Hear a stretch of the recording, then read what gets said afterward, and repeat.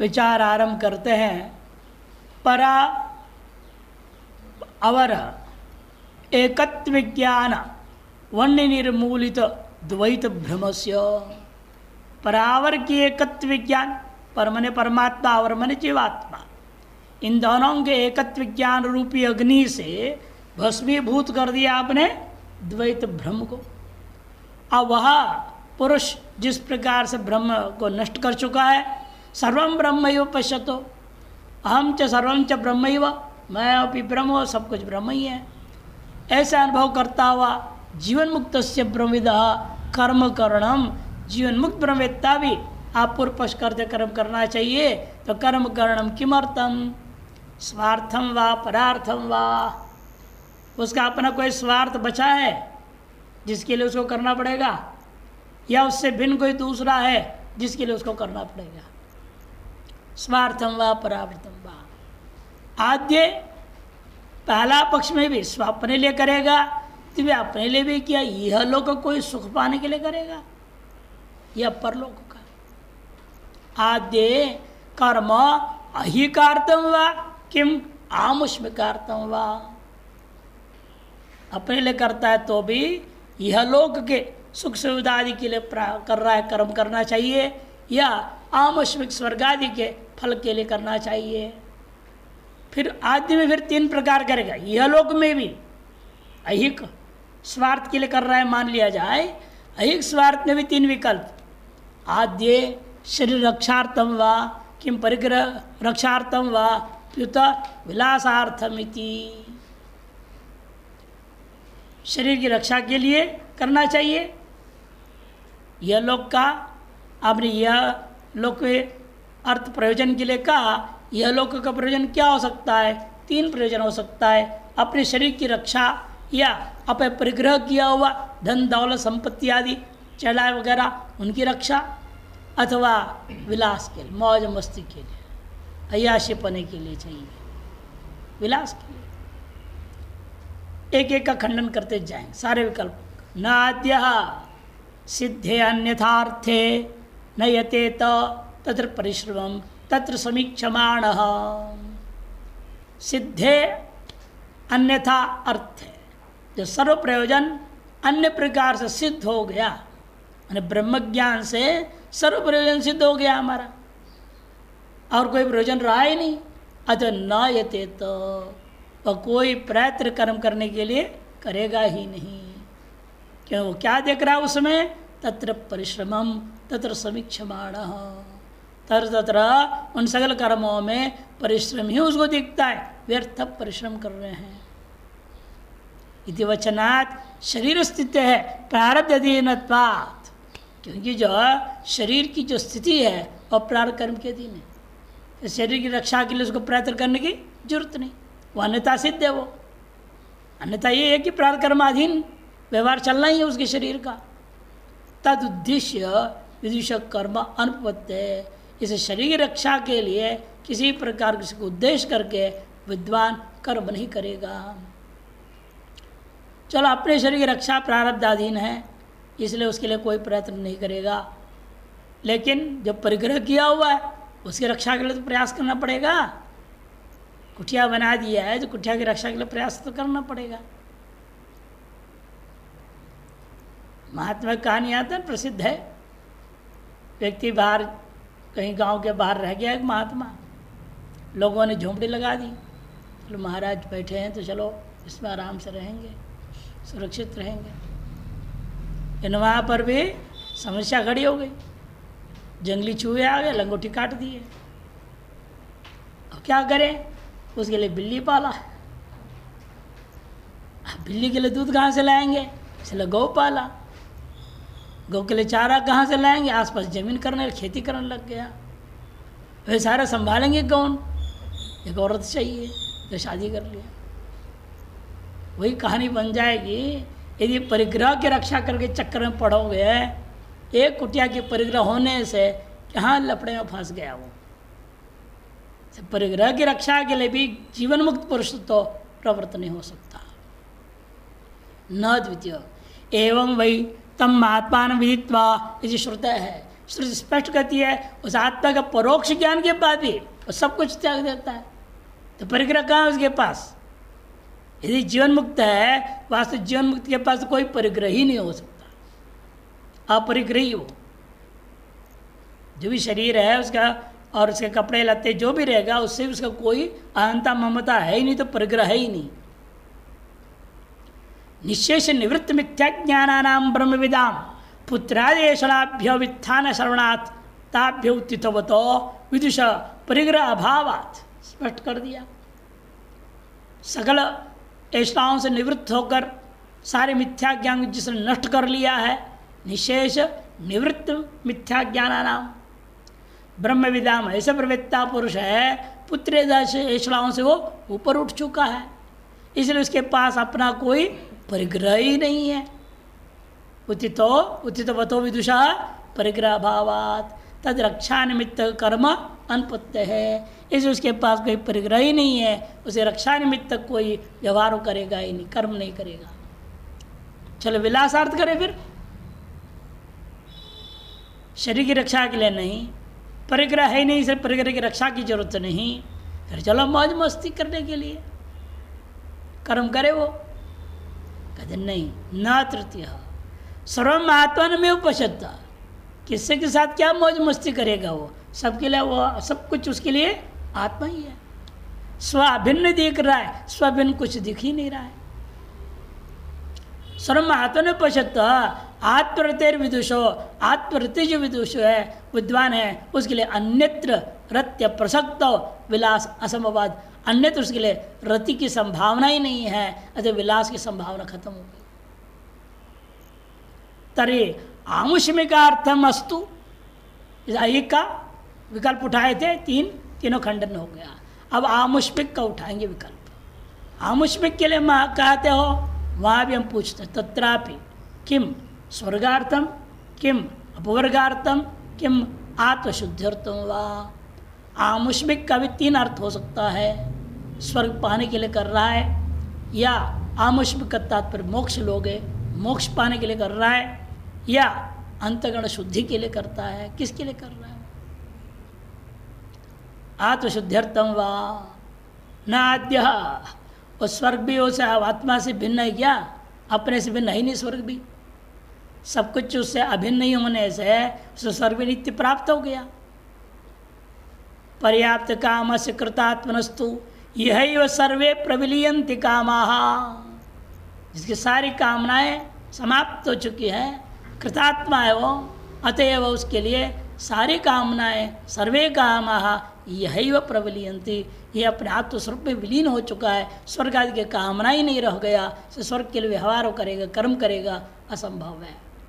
सर्व काम प्रविलय श्रवणात्, सकल कामना के प्रविलय श्रुति में सुनने को मिलता है। यदि विदुषः स्वर्ग काम असंभवात्, विद्वान के लिए स्वर्ग की कामना ही संभव नहीं है, तो स्वर्गार्थ कर्म कहाँ से करेगा? असंभवात्, बिंदी नहीं है।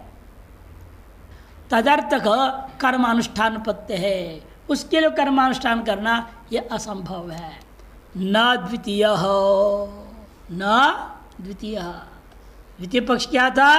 मोक्ष के लिए करेगा, तो मुक्त हो चुका, अब क्या मोक्ष के लिए करेगा? वो मुक्त हो चुका है, अब मोक्ष के लिए नहीं करेगा कुछ। मोक्ष के लिए वही करेगा ना जो मुक्त नहीं है।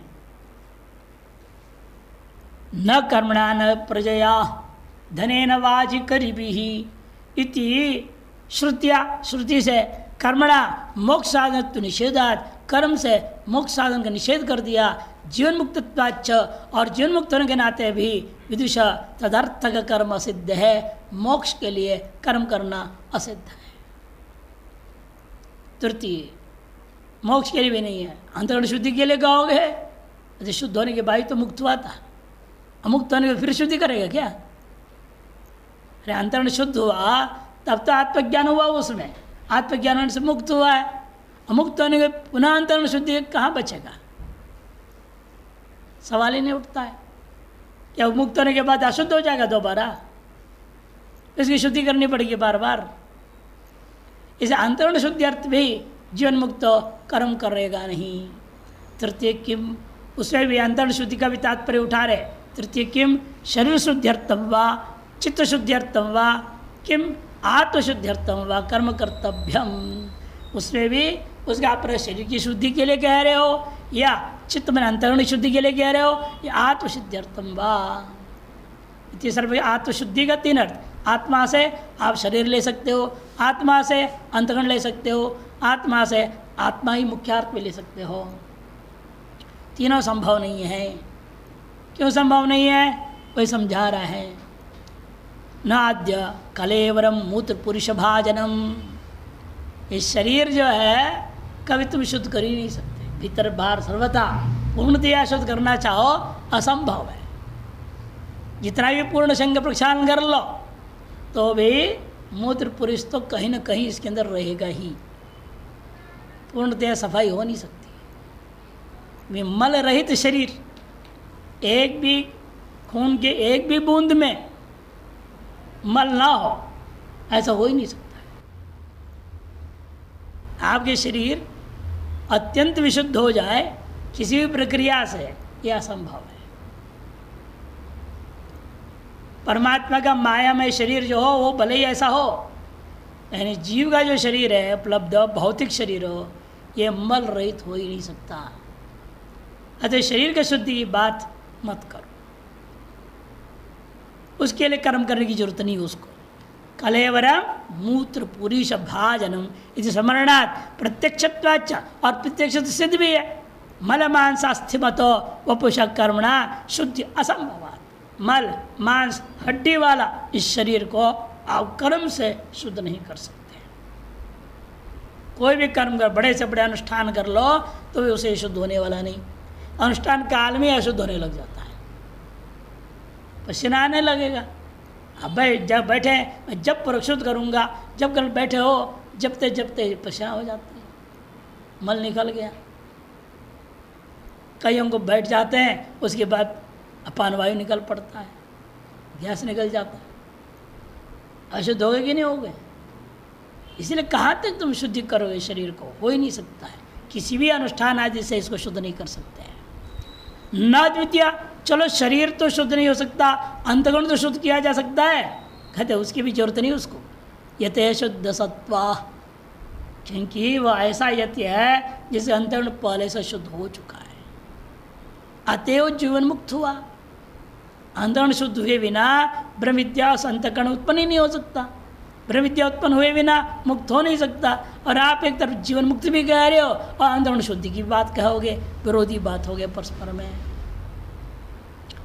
श्रवणात् शुद्ध चित्तत्वादेव सम्यक उत्पन्न आत्मज्ञानत्वात्, शुद्ध चित्त वाला होने से ही उस सम्यक प्रकार से उत्पन्न ज्ञान वाला है, ऐसे विदुषा शुद्धि अपेक्षा असिद्ध है, शुद्धि की उसके अंदर अपेक्षा ही नहीं हो सकती।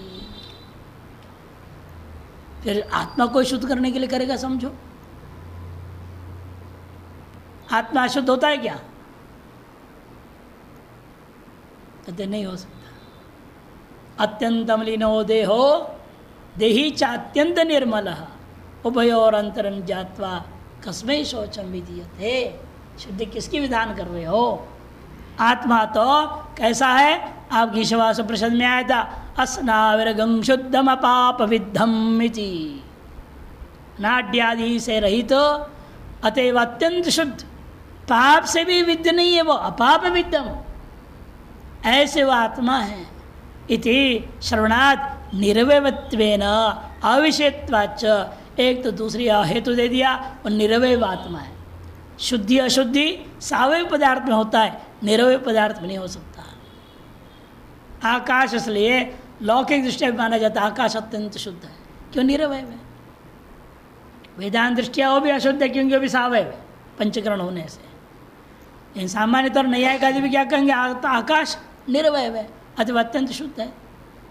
निरवयत्वेन स्वतः शुद्ध है वो तो आत्मा, और क्यों निरवय भी नहीं, साथ साथ अविषयत्वाच्च, जो विषय होता है विषय भी अशुद्ध हो सकता है, इन अविषय होने के नाते अशुद्ध भी नहीं हो सकता। ये अविषयत्वाच्च कर्मणा आत्मना शुद्धि कल्पना अयोगात, कर्म से आत्मा का शुद्धि की कल्पना तो कर ही नहीं सकते।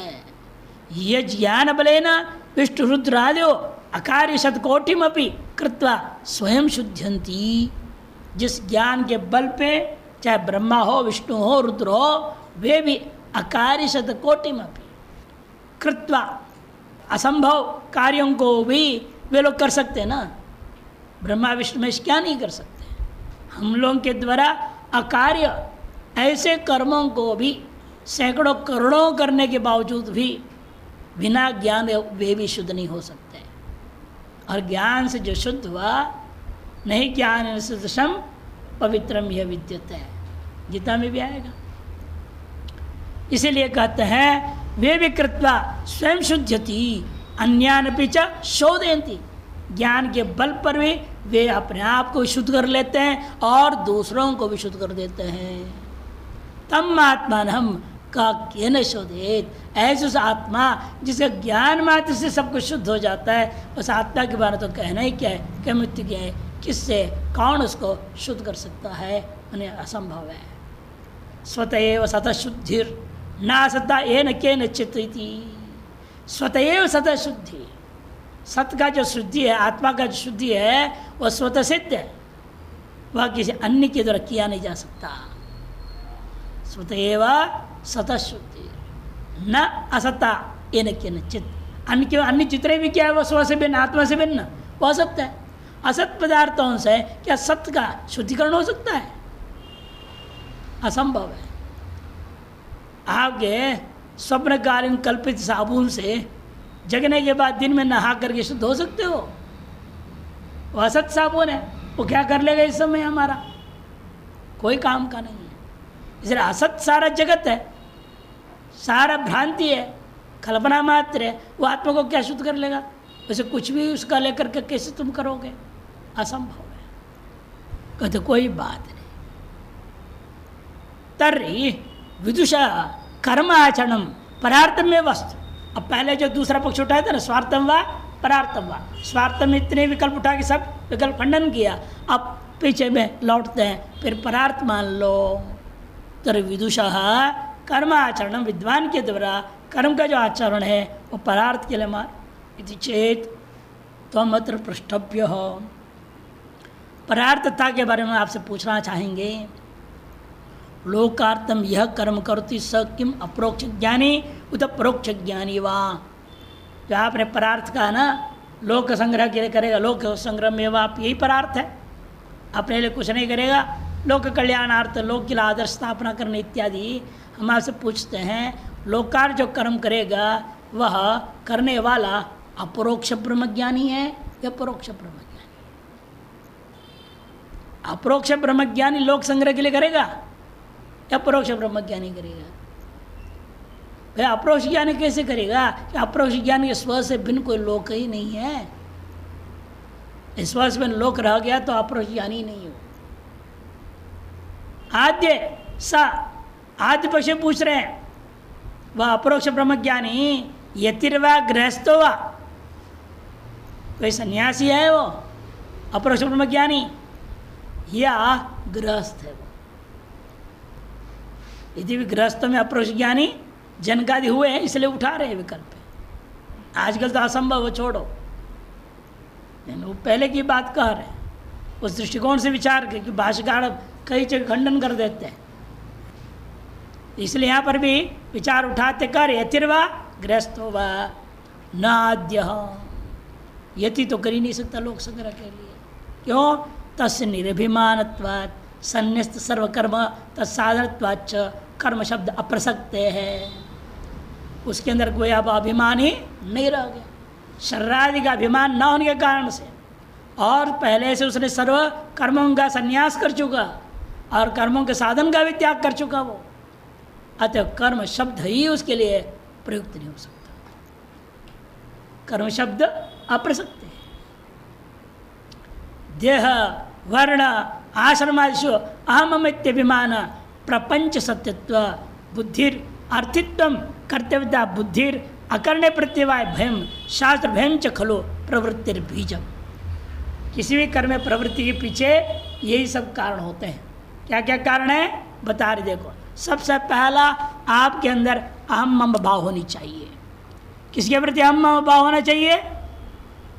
अपने शरीर और शरीर के कारण से वर्ण आश्रम इनके प्रति अहम और मम इत्यभिमान।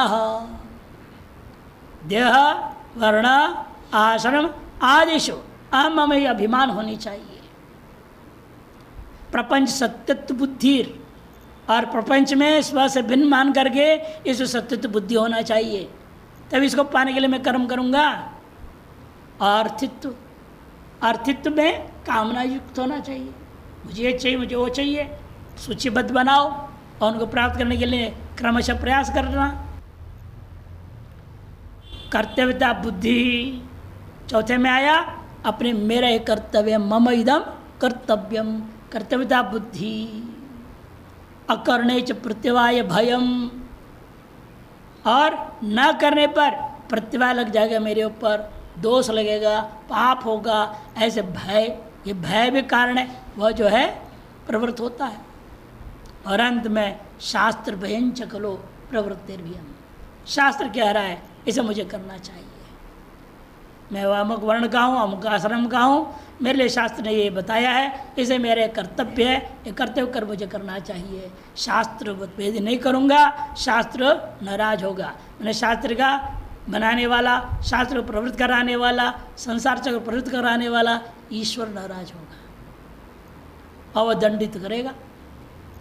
यह भय बना रहता है, उस वह व्यक्ति ही इस कर्मों में प्रवृत्त होता है। जो नए नए आते हैं ना आश्रम में, उनको भय रहता है, महाराज जी क्या बोलेंगे, स्वामी नाराज हो जाएंगे, बहुत डर रहता है। बड़े हिसाब से काम करते हैं। हाँ, धीरे धीरे धीरे घर का मुर्गी दाल बराबर। मैंने कहा हाँ महाराज जी, कहाँ स्वामी जी, सब ठीक है।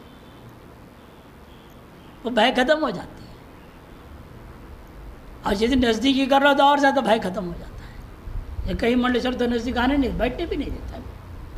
तब हमने करा, हम काम कर, पास आने भी नहीं देंगे। इतना दूरी मेंटेन करते, आपके अंदर जो भय बना रहे, ये नज़दीकी कर लोगे भय खत्म हो जाता है। तो इसलिए भय ही प्रवृत्ति के कारण है। शास्त्र भय है, घर में वृद्ध है, माता पिता का भय, और होता है ना, बच्चों को भी देखते हैं आप, जिसके प्रति भय है वो आने लगे तो एकदम सब सही हो जाते हैं। हमारे जितनी बोलती रही कि बच्चे मानते हैं नहीं मानते। अब पिता के जूते की आवाज़ भी आए, जब बाहर से आ रहे हैं, सब सही हो जाएंगे। अपने आप पढ़ने की बैठ जाए पुस्तक लेकर के, मुझे उसको भय है। और कहीं उल्टा भी है, बाप से कोई डरे नहीं, बाप कुछ भी बोलते रहे, कुछ नहीं सुनेंगे। माँ ने एक आवाज़ दी, नहीं सब ठीक करना है, पता है उन्हें, फिर गड़बड़ हो जाएगा। जहाँ जिसकी पावर चलती है, इसलिए भय के बिना कर्म में प्रवृत्ति नहीं हो सकती। और ये व्यक्ति अभय पद को प्राप्त कर गया, इसके भय कहाँ है? भी जीवन मुक्त में। अपरोक्ष ज्ञानी है सन्यासी, अपरोक्ष ब्रह्म ज्ञानी सन्यासी अभय हो गया है। अब इसलिए किसी चीज़ का भी भय नहीं, अतः प्रवृत्ति का कोई भी बीज इनमें से नहीं है। नापि द्वितीय, नापि द्वितीय मैंने परोक्ष ब्रह्मज्ञानी, मैंने इसमें दूसरे, उसमें दूसरा क्या लिया था? गृहस्थो वा। अपरोक्ष ब्रह्मज्ञानी गृहस्थ हो, वो कर्म करे, कदे भी नहीं हो सकता। जन्म अनेक सहस्रकृत पुण्य कर्म पुंज परिपाकेन ईश्वर प्रसादेन च सर्वदृश्य मिथ्यात्व निश्चय पूर्वकम ब्रह्मैवाहमिति ब्रह्मात्मिक विज्ञानम अप्रतिबद्धम यदा समुत्पन्नम स्यात् तदैव गृहस्थोपि। दृष्टांत याज्ञवल्क्यादिवत, क्या होगा उनका? येष्णाव को त्याग करके चल देगा।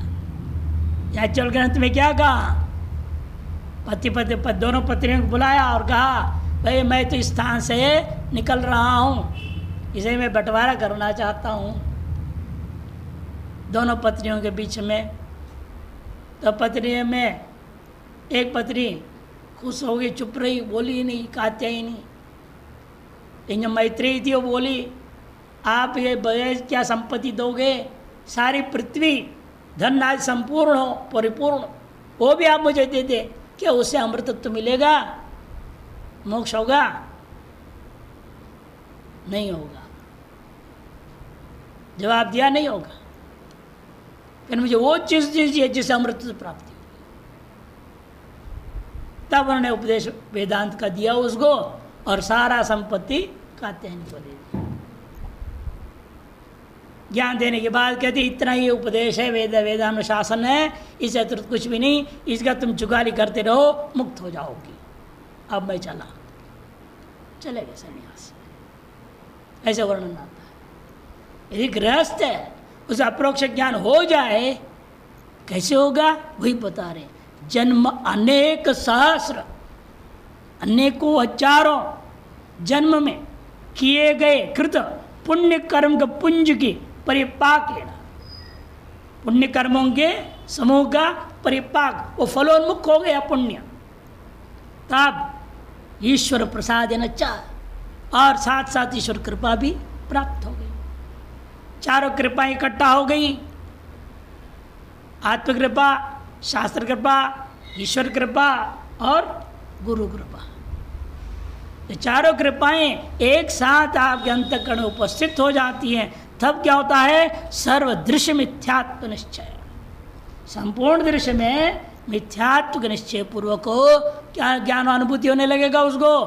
ब्रह्मैवाहमिति, ब्रह्म ब्रह्म ही मैं हूँ, मैं ही ब्रह्म हूँ नहीं, ब्रह्म ही मैं हूँ।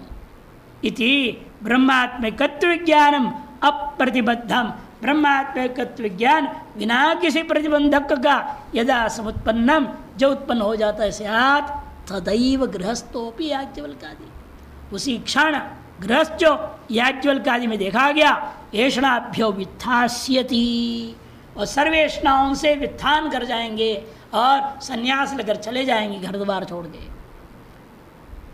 ना तो अहम मम इति संसर्तुम मर्रति, और ऐसे जो गृहस्थ होगा अहम मम ऐसे व्यवहार करता हुआ इस संसार में उलझा हुआ रहे, यह हो नहीं सकता है। नारति, क्यों? तत्कारण असंभवात, उसका कारण बीज ही नहीं रह गया। संसार कारण खलु अनात्मनि देहादो अहम भाव होनी चाहिए। संसार का कारण क्या है? अनात्मा जो देहादि है उनमें अहम भाव होना, तद अन्यत्र मम भावश्च, और उस देहादियों से अन्यत्र क्या है? पुत्रादियों में मम भाव होना, यही संसार के प्रति कारण है।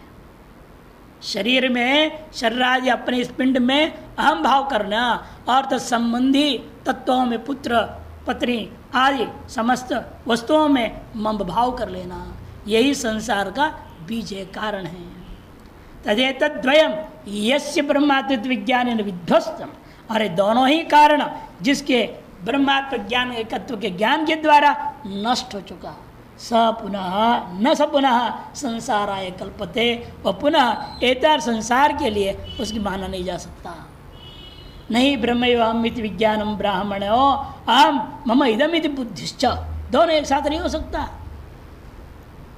ब्रह्मैवाहम और इधर ब्राह्मणो अहम, क्षत्रियो अहम, गृहस्थो अहम, ये परस्पर विरोधी है, ये हो नहीं सकते एक साथ। ब्रह्मैवाहमिति विज्ञानम ब्राह्मणोहम मम इदम इति च बुद्धिश्च तेजस्थिम्रवत् परस्पर विरुद्धाम, वो प्रकाश और अंधकार के समान परस्पर विरुद्ध होने के नाते एकत्र एक अंतःकरण में वस्तुम न शक्नोति, न सशु नहीं शक्नोति, एक अंतःकरण में परस्पर विरोधी दोनों ज्ञान स्थित ही नहीं हो सकते।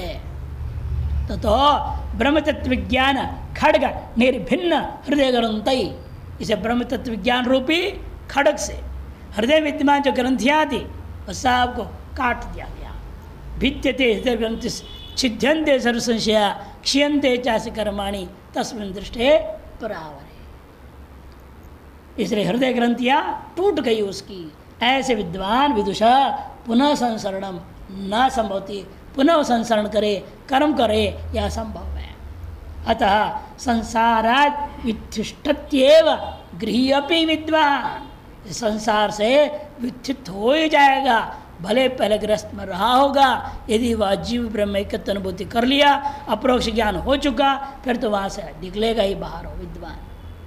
यदि न वित्तिष्ठित, इन्हें कहोगे भाई वो वित्तित नहीं हो रहा है, अपने का अप्रोक्ष ब्रह्म ज्ञानी कह रहा है, लेकिन संन्यास वहाँ से उत्थान नहीं करता, तो कहते पाखंडी है, अप्रोक्ष ब्रह्म ज्ञानी हो ही नहीं सकता। यदि न वित्तिष्ठित तद अवित्थानमेव ज्ञापयति, उसका अवित्थान इस बात को ज्ञापन करता है। अज्ञान तत्कार्य निगृहीतत्व विदुषा, उसके अंदर अज्ञान और कार्य के द्वारा वो दबोचा हुआ है, अज्ञान कार्य के अधीन दबा हुआ है, केवल शाब्दी विद्वान है। वास्तव में जीव ब्रह्म का जीव ब्रह्म ऐक्यत्व का अनुभूति नहीं हुई है। नहीं ननु तद हेतु को प्रारब्ध अभावात, कोई शंका कर सकता है अरे गृहस्थ आश्रम में है, भले अप्रोक्ष ब्रह्म ज्ञान अनुभूति हो गई, लेकिन प्रारब्ध संन्यास का नहीं है, तो कैसे तर्क दे रहे लोग? प्रारब्ध में संन्यास नहीं, इसलिए वो नहीं छोड़ता, गृहस्थी में चिपका रहेगा, अप्रोक्ष ब्रह्म ज्ञान होने पर भी गृहस्थी में लगा हुआ रहेगा। दृष्टांत क्या है? जनकादि हैं, वो कहाँ छोड़ के गए? अप्रोक्ष ब्रह्म ज्ञान याज्ञवल्क्य ने क्या भी दिया, आपका अवय पद प्राप्त हो चुका, सर्टिफिकेशन दे दिया, योर अप्रोक्ष ब्रह्म ज्ञानी, और खुद संन्यास में चले याज्ञवल्क्य, जनक पीछे पीछे नहीं गया संन्यास में, वो तो वहीं बैठा रहा। ऐसे लोग दृष्टांत बनाते हैं पूर्व पक्षी, और कहते हैं यदि अप्रोक्षानुभूति हो गई है लेकिन प्रारब्ध कर्म में संन्यास नहीं है, इसे गृहस्थ छोड़ करके वो संन्यास में नहीं जाता है।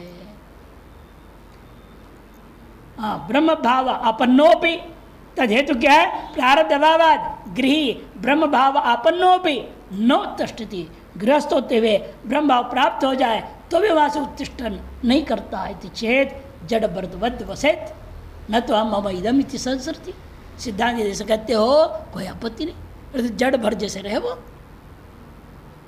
जड़ भरत जैसा बना रहे, इन अहम मम ना करे, अहम मम किसी को लेकर के ना करे, तब तो कोई बात नहीं। जैसे जनक में रहा, पूरे जो मिथिला में आग लग जाए, मेरा क्या बिगड़ता है, ऐसी स्थिति है तो कोई बात नहीं। तब मान लूँगा उसे प्रारब्ध कर्म संन्यास नहीं है, इन अहम भाव मम भाव है, फिर तो ढोंगी है, अप्रोक्ष ब्रह्म ज्ञान हुआ ही नहीं उसको। मिथ्यात्व ज्ञान ऐसे संसार से मिथो विरोधा, क्योंकि मिथ्यात्व ज्ञान और संसार दोनों परस्पर विरोधी हैं।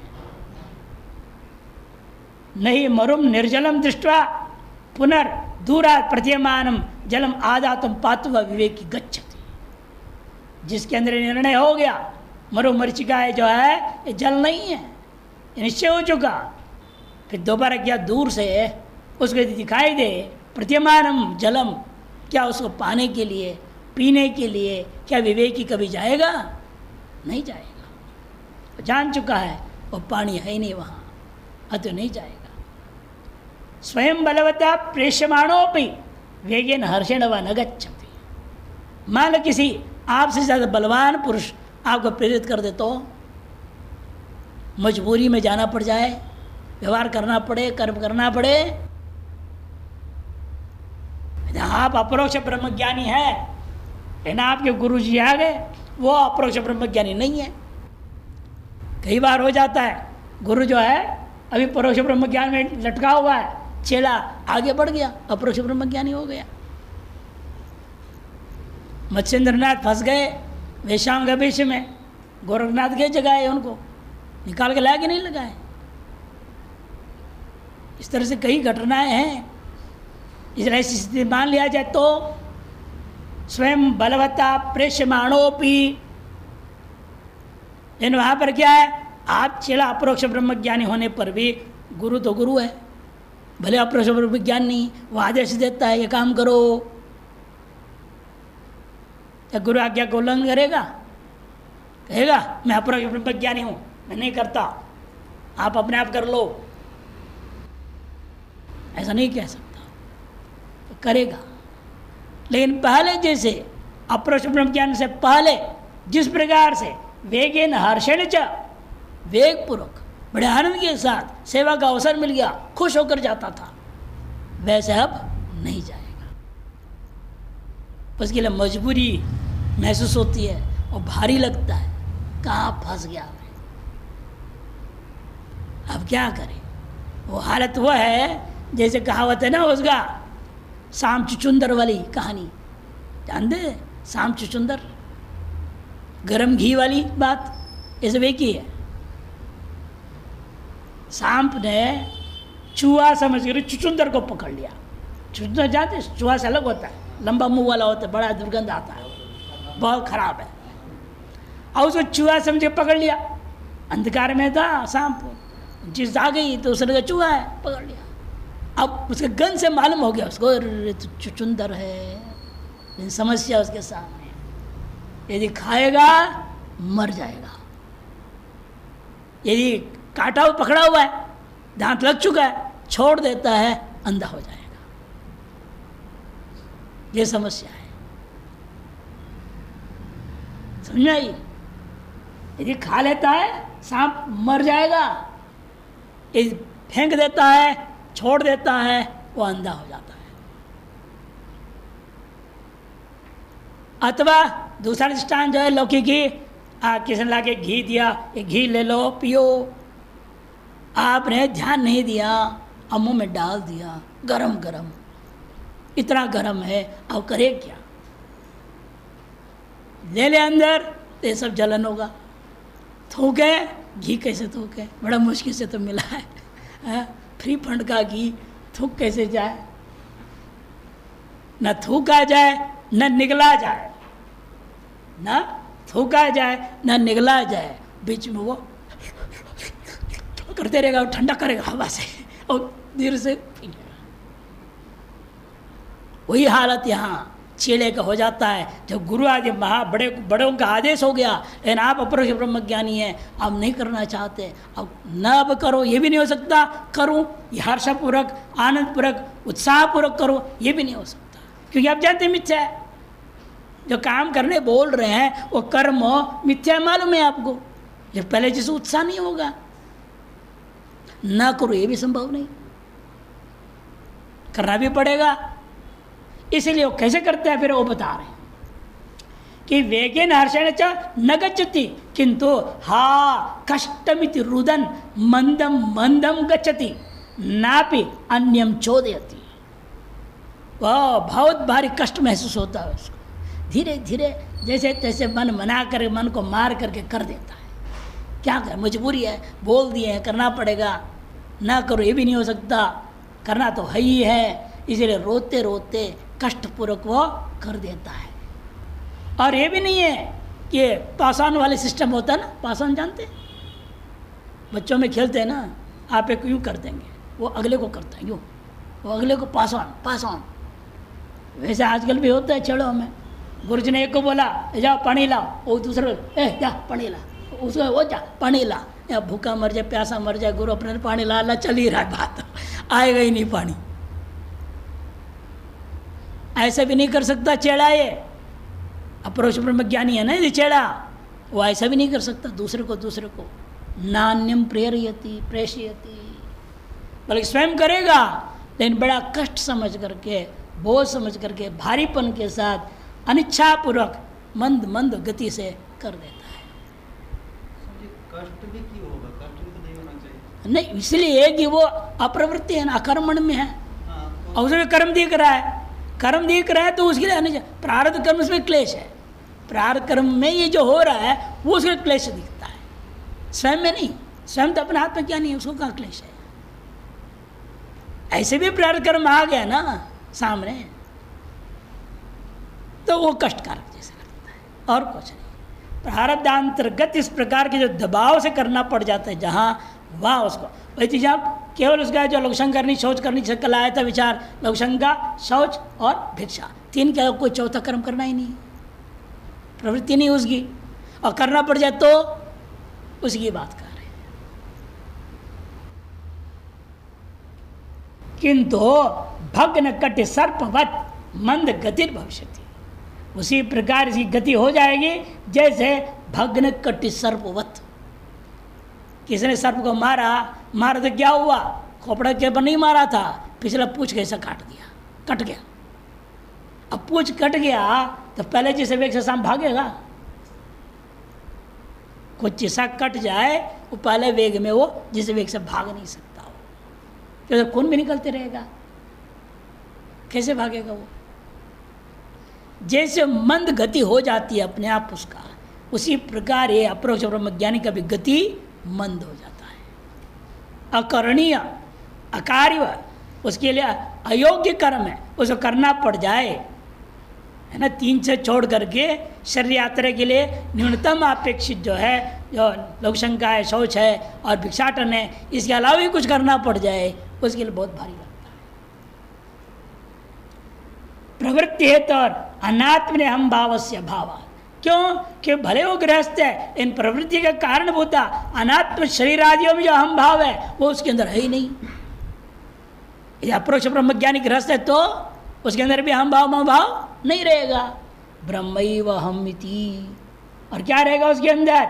इति ब्रह्मात्मना ब्रह्मण्येव तिष्ठतो ब्रह्मविदो ब्राह्मणस्य चांडालम इव तनुम स्पष्टोपि न रोचते। ब्रह्म में प्रतिष्ठित ब्रह्मवेत्ता ब्राह्मण वह उसी प्रकार से अपने शरीर को भी छूने की इच्छा नहीं करेगा। चांडालम इव, जैसे चांडाल को छूएंगे तो बहुत शुद्धिकरण प्रक्रिया अपनानी पड़ती है, वैसे समझता है अपने शरीर को भी मैं छूऊं तो मुझे बहुत नहाना धोना पड़ जाएगा। इसकी प्रति भी इसकी प्रवृत्ति नहीं, तब बाह्य कर्म में प्रवृत्ति कैसे करेगा वो? इसे कहते हैं कि भाई यह असंभव है, गृहस्थ हो और अपरोक्ष ब्रह्मज्ञानी हो, वो प्रवृत्ति हो वह, यह असंभव है। देहादि तादात्म्य बिना अहम इति व्यवहारतुम च न शक्यते। देहादि के साथ तादात्म्य बिना अहम इत्याकर व्यवहार कर नहीं सकता। ब्रह्मविदाम देहादि तादात्म्यम अतीव दुखम, कि ब्रह्मवेत्ता के दृष्टिकोण में देहादि के साथ जो तादात्म्य महान दुख करे, तादात्म्य ना अहम प्रवृत्ति और महान प्रवृत्ति उससे भी अति दुखम, तत्रापि कर्म कारणम अन्यत दुखम एवं, अत्यंत दुखम एवं, और कर्म करना तो महान दुखकर हो जाएगा उसके लिए। इति विज्ञाय, ऐसा जान करके गृहस्थोपि विद्वान सर्वम सन्निश्चित्येव, इसे गृहस्थ भले हो वह विद्वान निश्चित रूपेण सबको संन्यास करेगा, न स्वार्थम न परार्थम व कर्म कर्तुम शक्नोति। अब दूसरे ढंग से विकल्प हुआ था, दूसरा विकल्प क्या था? परोक्ष ब्रह्मज्ञानी माना जाए, उसका विचार करेंगे।